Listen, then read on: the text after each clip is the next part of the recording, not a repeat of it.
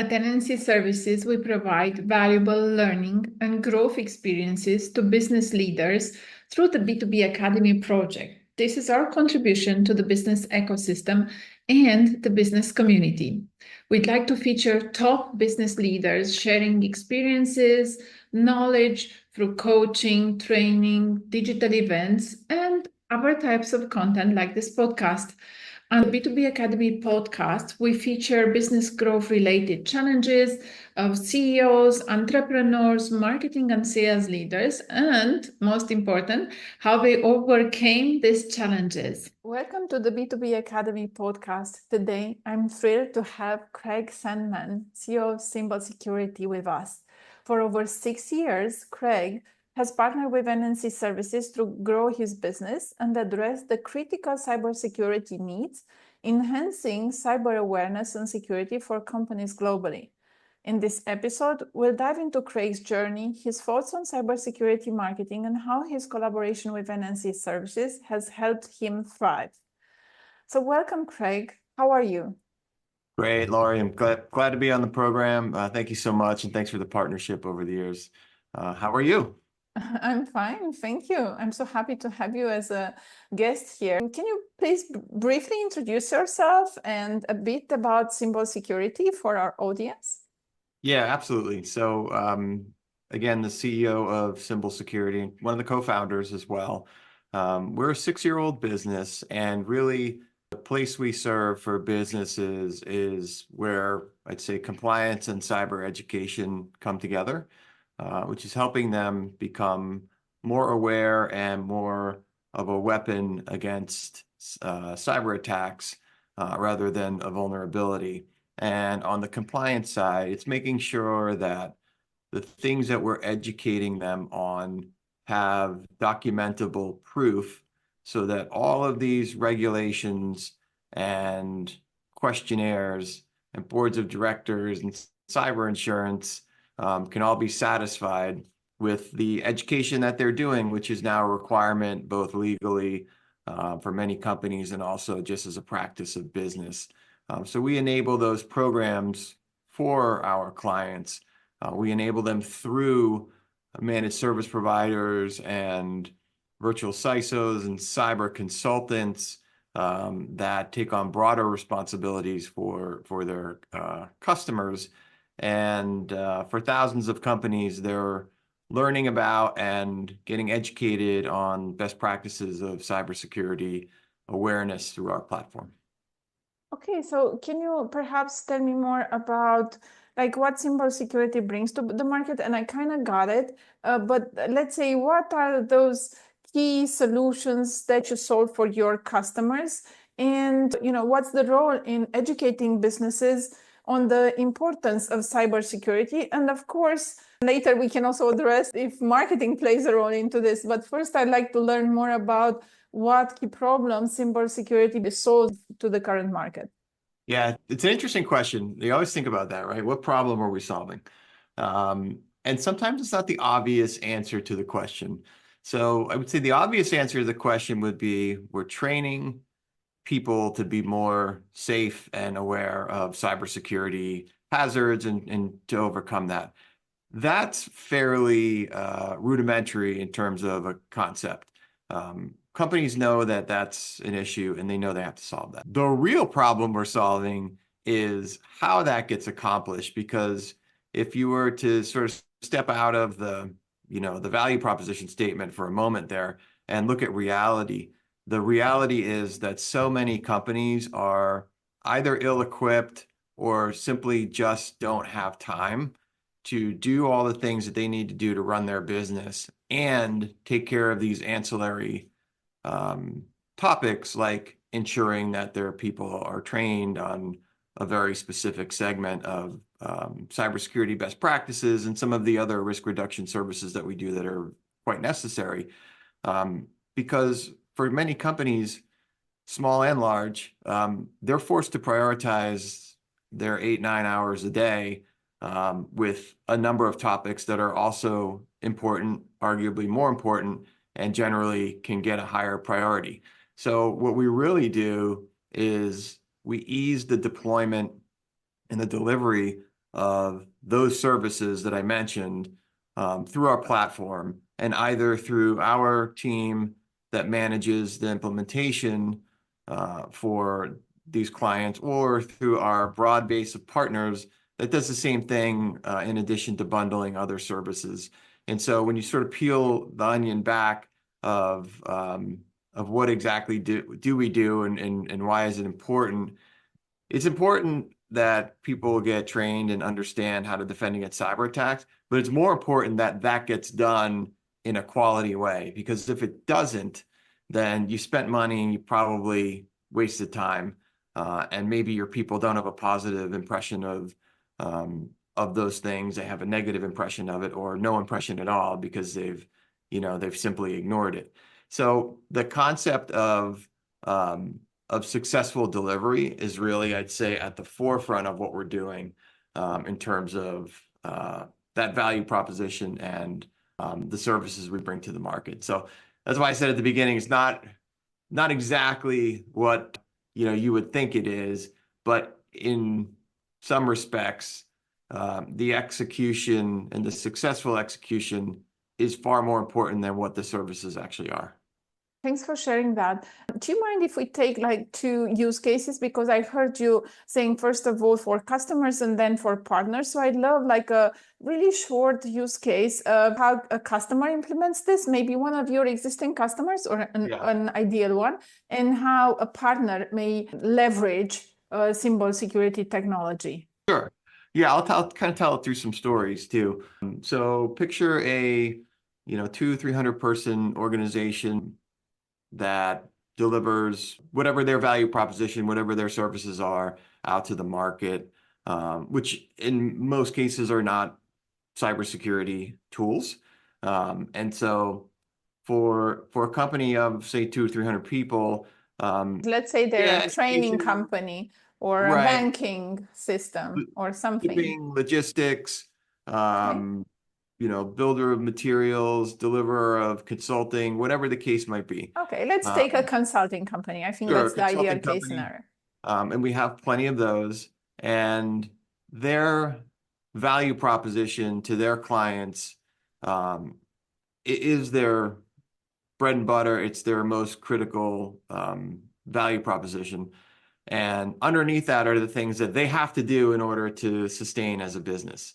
And those becomes things that aren't necessarily client facing, but at the same time they're important. So they have to get them done. That list has grown over the recent years to satisfy the needs of compliance and auditors and workforce and things like that. So we've become one of those things. And so we'll, through a managed services team, we have the option now with our customers to ask them if they'd like us to take care of this for them. And as you know, the world is moving towards total outsourced fulfillment of things, right? We know that now because instead of making a sandwich at lunch, we have 15 different apps that will bring a sandwich to us, right? Because we've determined we don't have time to make a sandwich anymore. We have only so many hours a day, and we have to do what we do and what drives revenue and value to us, and making a sandwich is not valuable, right? So take that kind of context and push it out into the business world. The delivery of training and related risk reduction services that we deliver isn't as valuable as those services getting delivered. And so Symbol has a team that will run those programs at scale for its clients, and doing that for hundreds of clients. We've built method, and we've built repeatability and quality into the deliverable there. And for the bulk of our customers that are on the platform, they're actually getting that service delivery done through third-party organizations that are also delivering them 3, 4, 10 other critical cyber and or IT related services. They might be a managed service provider that's managing their email platform, managing their help desk, managing their security operations center, managing their endpoint software, lots of other things that businesses have deemed hey, this is not something I should be or can take care of internally with my critical resources. So I need to hire a third party to do that for me. And if you think about your own world, either personally or professionally, the more that a single vendor can do for you, the less relationships you have to manage and quality control, and you can get more scale and more out of a single partner versus, each point solution requires a different relationship. So we have a number of managed service providers and consultants that deliver our platform along with a number of other things to customers, which adds value to their delivery, and it makes their customers' lives easy. It helps their customers execute on something that even if they did execute on their own, they probably wouldn't do a good job. Can you tell us a story? Because you said you can do that storytelling as well. So tell us a story of how one of these cases looks like. So let's say I'm a new employee in this 300 people consulting company. What happens then? Yeah, probably better to think about it from a leadership perspective, because a lot of who we deal with is technology executives, and sometimes they're new in their role, which is why we've been brought in. And sometimes, they've just taken over. This is an additional capacity. But for those people, yeah, we've launched programs in conjunction with initiatives that they're also launching internally. And so the meshing of kind of like leadership culture, weaving in the importance of cybersecurity into the fabric of the organization, plus delivering our tool and our service as a component of that, is things that we've done on a number of occasions with our client base. And it's interesting to see how that plays out, because some of our clients have gotten very energetic and proactive about it. For instance, like they'll put incentives for leaders in our system, from a scoring perspective. So the people that are performing the best in our system, meaning they're reporting the most dangerous emails and they're correctly identifying those that are phishing simulations, and they're scoring 100% on their tests after our brief educational videos and quizzes, and like doing all of those things that we would consider to be model execution from an individual perspective. There's a little tracker in our tool that shows administrators who's performing the best, and some of those executives had said, hey, I'm going to incentivize this. And so people who perform well on a monthly basis, they might get things like a $10 or $20 Starbucks gift card or something like that, or some other form of, not incredible, but nice and thoughtful rewards for their performance. And what happens is, the energy starts to build in these organizations around good cyber behavior. And the smart executives know that just pushes risk down. Yeah. The more awareness they have, the more momentum they have around the right behaviors, the more that they can statistically see, both in our tool, that that the points that we measure are getting better, but also culturally they can feel it. They can feel the engagement of their people, and they're pushing their organization to a better set of diligence and responsibility in a different way than just putting a document in front of them or a PowerPoint in front of them and saying, hey, learn this because you have to.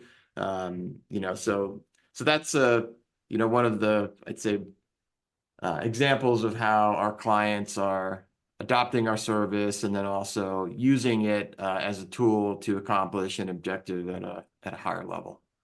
Nice. Thanks for sharing that. I love how it's kind of like built-in gamification, sort of, since it increases, let's say, the excitement of getting more secure from a cybersecurity perspective. So I'd like to come back to the partner example. So let's say in the same way, let's try to understand the use case for a partner. So a partner, let's say, already has a relationship with a client, and now the client has a new leadership hire, and the new leadership hire is more, let's say, more of a cyber freak, but it doesn't have to be a cyber freak. He just has one of these lines in his contract that he's responsible for this, or someone was, let's say, upgraded in the organization, and now they have to take care of this.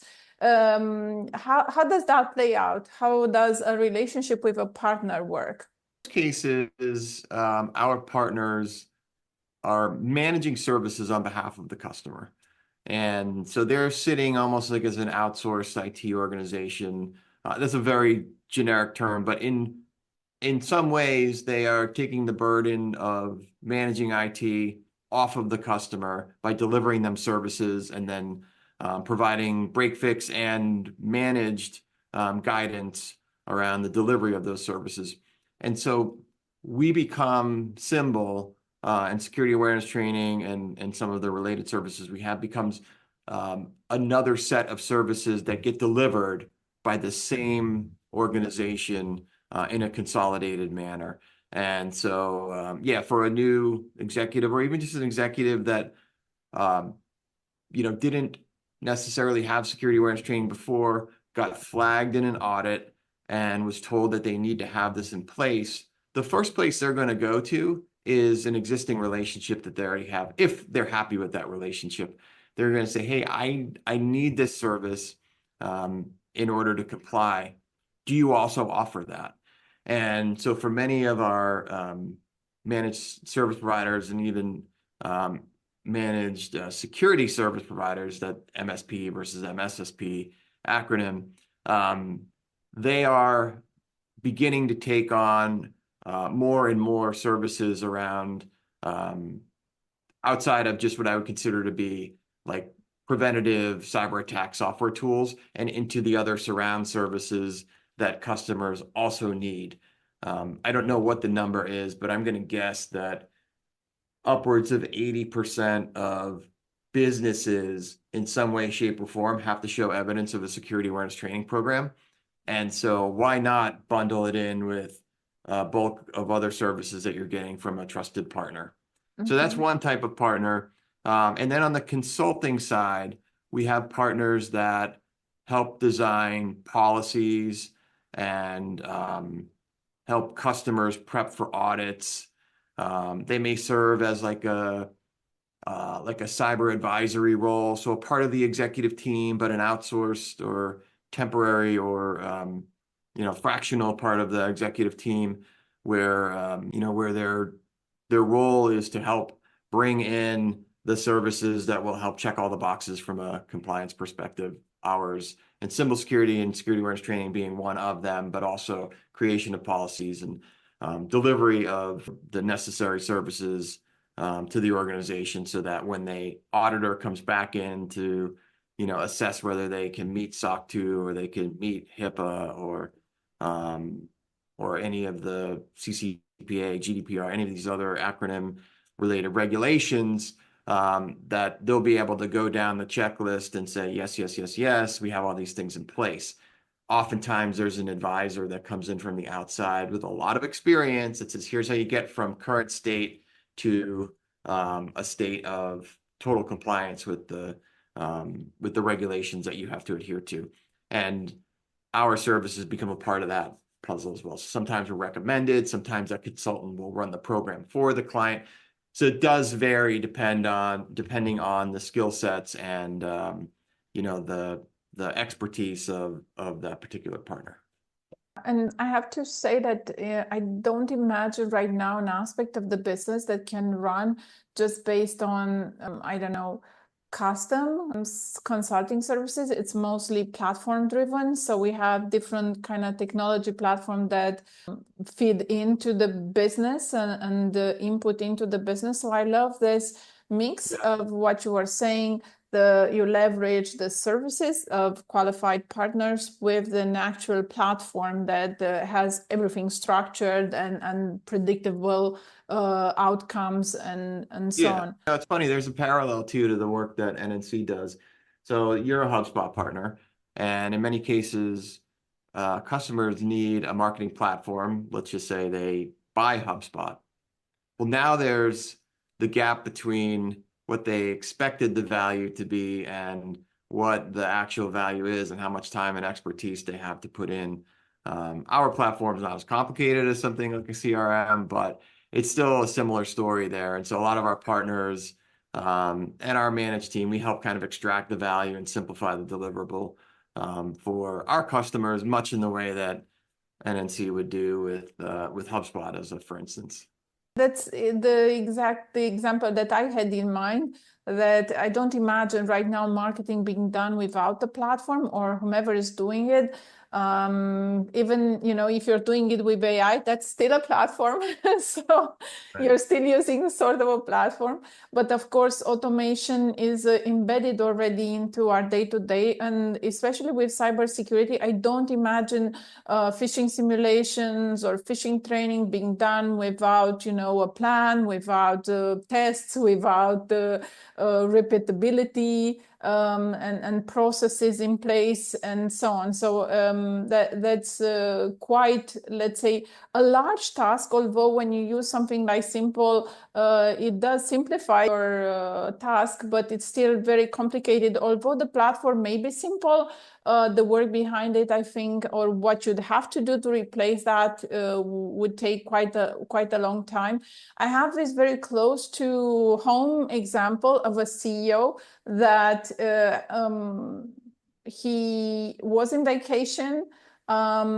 His financial department got a call actually to wire $50,000 because he was in an emergency.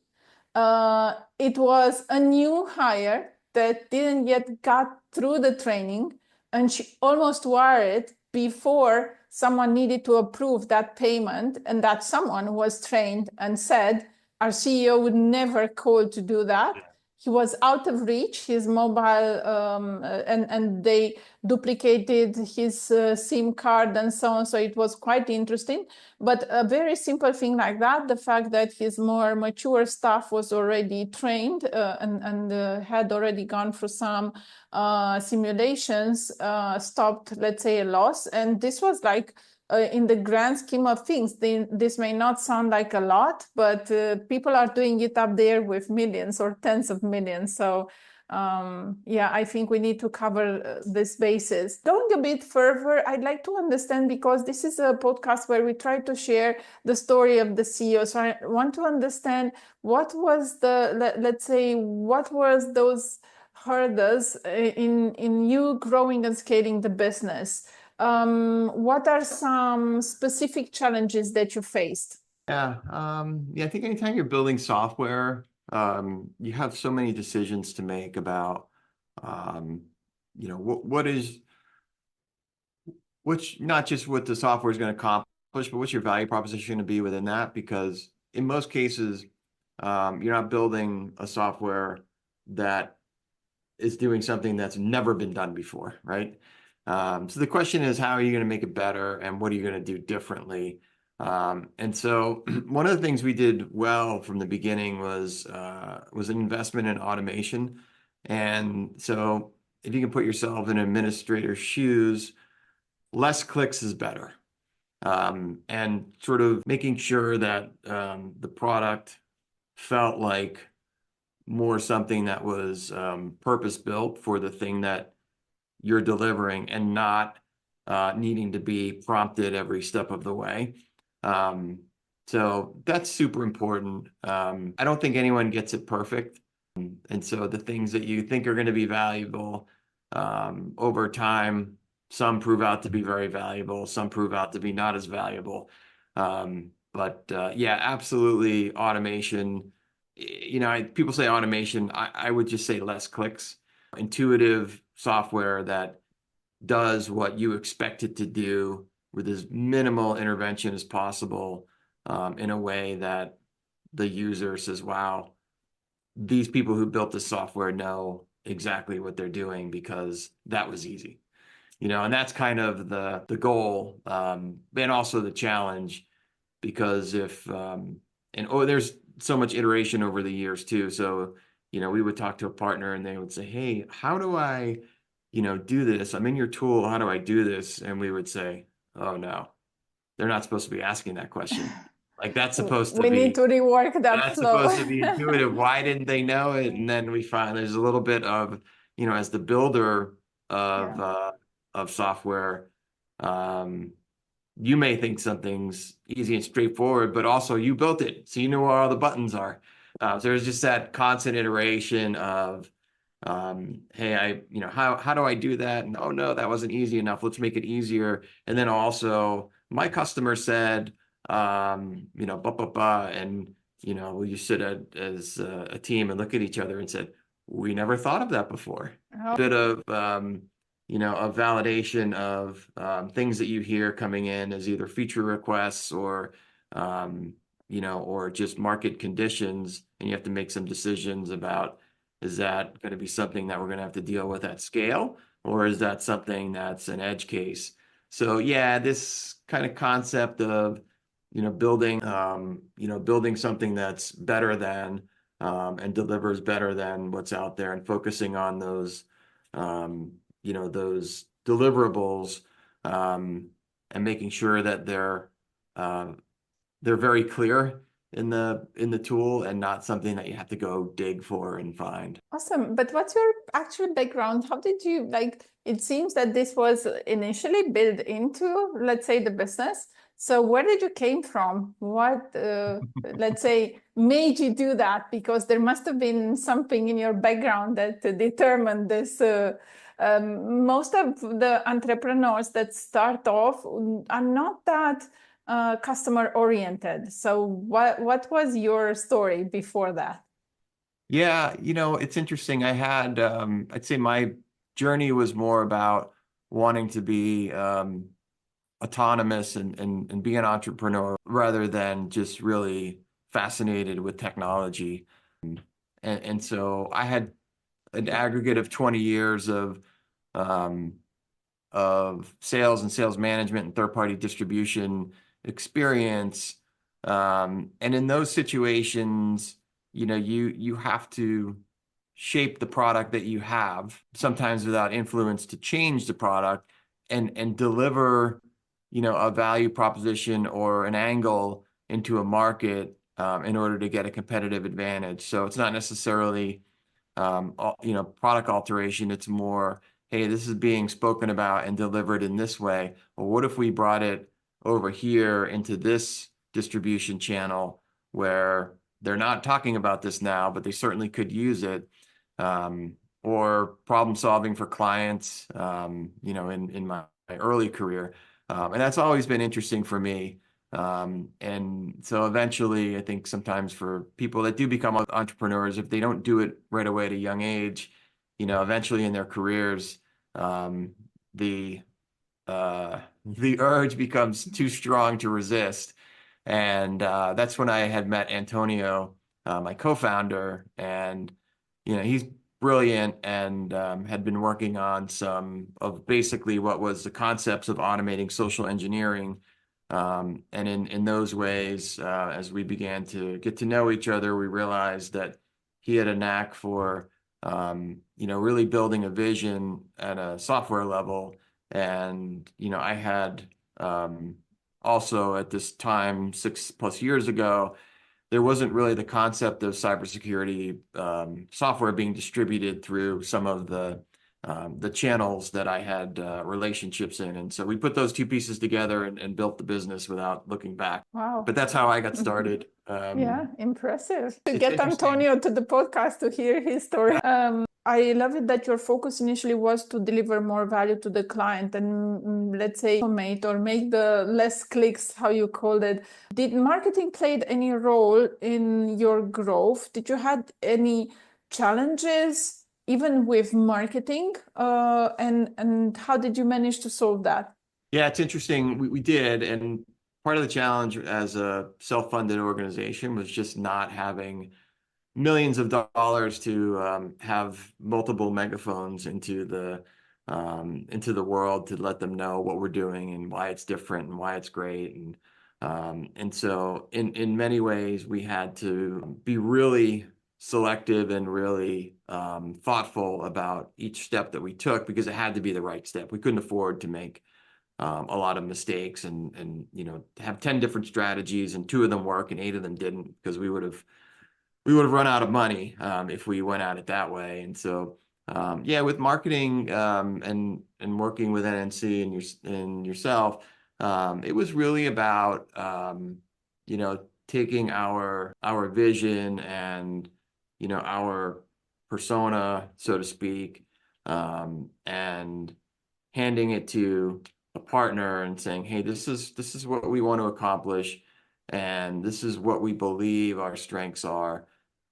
Please help us broadcast that in the best ways possible. And that results in, social media presence. It results in, webinars and assets. And it's interesting as the relationship starts to develop. I think one of the things I learned as a founder is you have to remain very connected with your partners in terms of the clarity of the voice of the value proposition.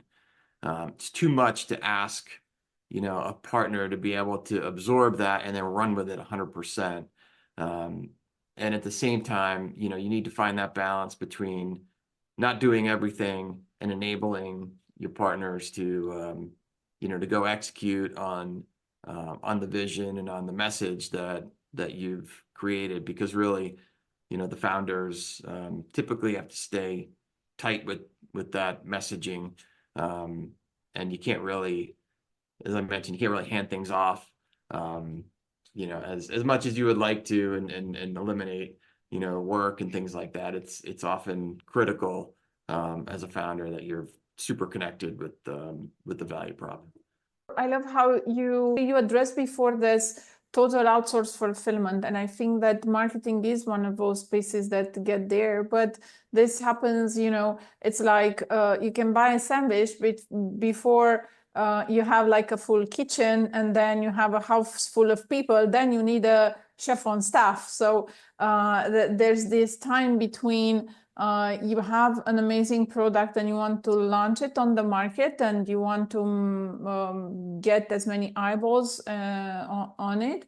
And that moment when the organization kind of needs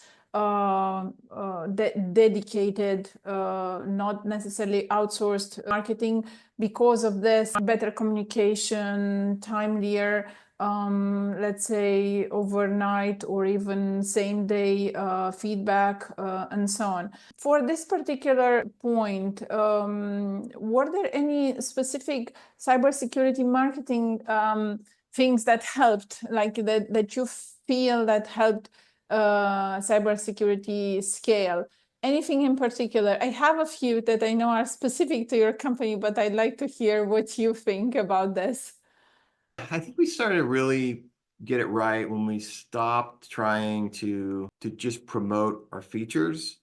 Instead, we started to think about places where the market needed some education.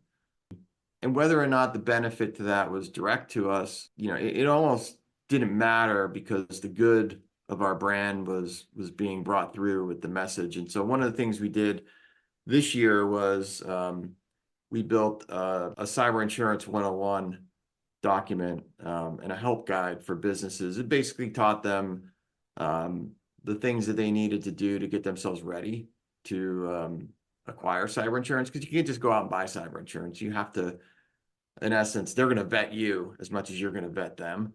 And so there's this kind of back and forth interview process between yourself and cyber insurance company and then them to you, which means you have to have your house in order.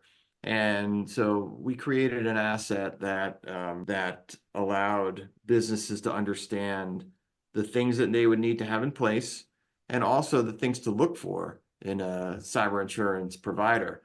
We don't sell cyber insurance. So we actually have nothing at the product or revenue level to gain from putting that out there. But it was something that was valued, and it became one of our more popular assets from a download perspective and just from the energy that we saw around it. So it was very cool. Our partners were asking for it, both interest on their side, and then they knew their customers would value it. It's interesting too, when you have a partner community, sometimes they're just looking for something new that they can bring to their client as a value. So rather than tell a story about how our feature saves time, they can, have a nice professional piece on cyber insurance, what to consider, what you need to have prepared, and they can deliver that to their partners, can deliver that to their client, and maybe it helps their client out in a way that was sort of unsolicited, and it wasn't a sales pitch of anything. And so I think, that was really, really valuable for us. And it was also a kind of a shift in what we decided to take time and energy into from an asset production standpoint. I was going to mention this partner management and how you handle it. And we've been fortunate to go through this process and support you all the way from the creation of the partner channel, which I loved. You were one of our first customers that actually brought this in, although for you, I think it was rather early stage, which was amazing. And you basically leverage this to grow your company. And another thing that I wanted to mention is the depth of using HubSpot, because you're not using HubSpot just for marketing automation, like for light, email marketing or things like that, but you're using it for community management, for support, for a knowledge base, so a lot of this more advanced features, which not too many people know about or even leverage correctly. And of course, because it's been 6 years, we can talk forever about some of these tactics that you've managed to leverage. Talking about this, can you share perhaps some key moments in our collaboration, like from your perspectives, what challenges you faced, because you already mentioned, but perhaps how partnering with NNC helped overcome this? Absolutely. NNC's status with HubSpot was really helpful for us. We were sort of intimidated by the tool at first, I'd say, because there's so much you can do with it. And NNC was really helpful for us in getting our arms around what we needed to accomplish, and then executing on the things that we wanted to do, and then pulling in these other modules so that we could have that connectivity with, with our customers, our website, our ticketing, from a support perspective, our product catalog, our quote creation, all of it tied together. And then, collaborating with our own development team, and managing the handoff points of who's doing what as well. So those things were super helpful. Yeah, as a recap, we do use HubSpot for service, ticketing, knowledge base, core marketing functions, social media, scheduling is also done through HubSpot. And then on the sales and sales operations side, our team uses it for forecasting. We use it for deal management. We build our product SKUs into HubSpot. So it becomes like a single place, which, can be a pitfall as a founder when you're building out a company and you say, hey, it's great, I'm going to use all this digital technology, and then you end up with like 10 different apps that you're in and out of, in order to get things done. And it's sort of like, if you're not careful, you could end up, just being in too many apps. So it is nice to consolidate things in HubSpot. Anything else that may be relevant for our collaboration? The one thing I will say that has been helpful has been flexibility with NNC. As a growing business, as much as you'd like to, you can't exactly script out what you're going to need, 90 days from now. I would have loved that if we could have been that predictable, but we couldn't, and we didn't. And so in many cases, we had to move quickly and shift left and shift right with things we were doing. Relationship with NNC has always been resilient. When we've needed to move quickly, NNC has been a partner that we could count on to move quickly with us. Thanks so much. Really appreciate it, and appreciate you for saying that. What advice would you give to other cybersecurity companies looking to grow their business, especially through marketing growth? Let's say they have an amazing product and they want to look for more growth in the market. And I have a question just for the ones looking for a phishing simulation. But first, let's see, what advice would you give cybersecurity companies looking to grow through marketing? Wow, I mean, it's an incredibly busy space, and so I think for that reason, you have to be really precise with what impact you're going to make with your service. Meaning, why is it going to be better than the X number of options that are already out there? Making sure that the value proposition really has your voice in it. It's not generic. It doesn't sound like it was just, created from AI and, and has sort of no personality to it. And, really making sure that you've vetted out this with a community that's honest enough to tell you, hey, you're on the right track. This is needed. Or no, there's already 6 other things, or I think your technology doesn't fit over here. It actually fits over there. And so the kind of the willingness is founders and software builders, to have that healthy balance of a really strong vision, but also the ability to process and listen to, a community out there that can give you guidance and tell you, hey, there's 101 tools that do this thing. So you being the 102nd isn't helpful, but over here, this is where the pain is. If you can take your solution and apply it to this pain point over here, there's nobody doing that. And so that's a super, I'd say, valuable and also sometimes difficult to process skill, because as a founder, you're proud of what you built and determined. Most people don't get to the stage of launch without some level of head down determination. But picking your head up to listen and taking that feedback and make the judgment call on those is super critical skill sets. It's like artists, you have to be head down and focused, but then you also have to be open to the market feedback. So how can business looking for Symbol get in touch with you? How can they find out more about phishing simulation, trainings, and so on? Right to our website, symbolsecurity.com. And I would say if you're out there thinking about ways that you can reduce cyber risk in your business through a better deployment of programs that reduce human risk, and educate people and get people to care, those are the points where we can help. And there's a lot of goodness in terms of cybersecurity hygiene that come from those talking points I just mentioned and the execution of programs around those. So really, I would leave it at that broad of a topic. Visit our site, come in and fill out a form. We'll talk to you for 30 minutes, 60 minutes. Let us know where your pain points are. And quite frankly, if there's something that we don't do that some of our community does do, we can point you in the right direction there. I have a lot of empathy for companies out there that are trying to figure out how to make themselves compliant and secure at the same time, because it's so much to deal with. So if there's anything we can help to any of the listeners out there, please reach out to us and we'll steer you in the right direction, whether it's our platform or some partner service.